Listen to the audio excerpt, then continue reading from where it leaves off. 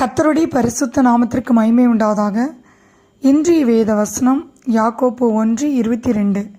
அல்லாமலும் நீங்கள் உங்களை வஞ்சியாதபடிக்கு திருவசனத்தை கேட்கிறவர்களாய் மாத்திரமல்ல, அதின்படி செய்கிறவர்களாயும் இருங்கள். திருவசனத்தை கேட்டு அதின்படி செய்யாத போது நம்மை நாமே வஞ்சித்துக் கொள்கிறோம். அப்போஸ்தலர் 5:1-2-3 வாசிக்கிறோம். அனனியாவும் அவனுடைய மனைவி சப்பிராலும் தங்கள் காணியாட்சியை விற்றார்கள். தன் மனைவி அறிய அவன் கிரயத்திலே ஒரு பங்கை வஞ்சித்து வைத்து அப்போஸ்தலருடைய பாதத்திலே வைத்தான். அனனியா சப்பிரால் 2 பேரும் பொய் சொன்னார்கள். ஒரு பங்கை வஞ்சித்து கர்த்தருடைய ஆவியை சோதித்தபடியால் அவர்கள் மரித்து போனார்கள். மல்கியா 3:8 வாசிக்கிறோம். மனுஷன் தேவனை வஞ்சிக்கலாமா? நீங்களோ என்னை வஞ்சிக்கிறீர்கள். எதிலே உம்மை வஞ்சித்தோம் என்கிறீர்கள்? தசம பாகத்திலும் காணிக்கைகளிலும் தானே. நாம் தேவனுக்கு கொடுப்பதில் உண்மையாக இருக்க வேண்டும். தேவனை நாம் வஞ்சிக்காமல் இருக்கும்போது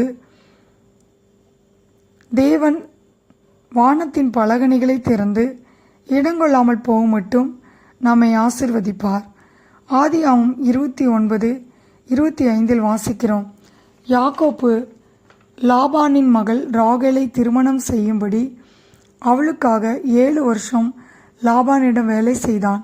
7 வருஷம் முடிந்ததும் லாபான் ராகேலுக்கு பதிலாக தன் மூத்த மகள் லேயாளை மனைவியாக கொடுத்து யாக்கோப்பை வஞ்சித்தான். நீதிமொழிகள் 5:14 வாசிக்கிறோம். கொடுப்பேன் என்று சொல்லியும் கொடாமல் இருக்கிற வஞ்சகன் மழையில்லாத மேகங்களுக்கும் காற்றுக்கும் சரி.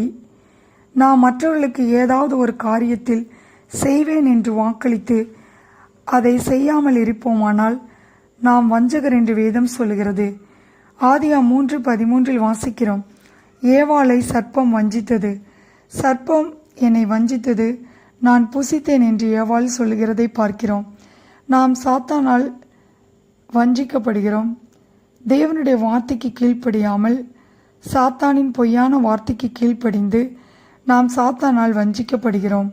2 கொரிந்தியர் 11:3 வாசிக்கிறோம்.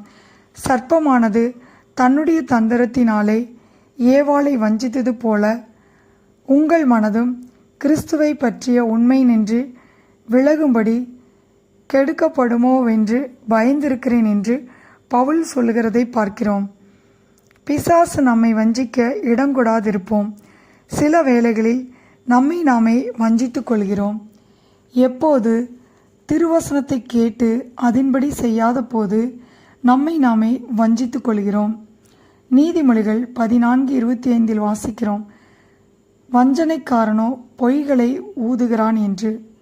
நாம் மற்றவர்களிடத்தில் பொய் சொல்லாமல் மற்றவர்களை வஞ்சியாமலும் இருந்து நாம் கிறிஸ்துவுக்கு உண்மையாக இருப்போம்.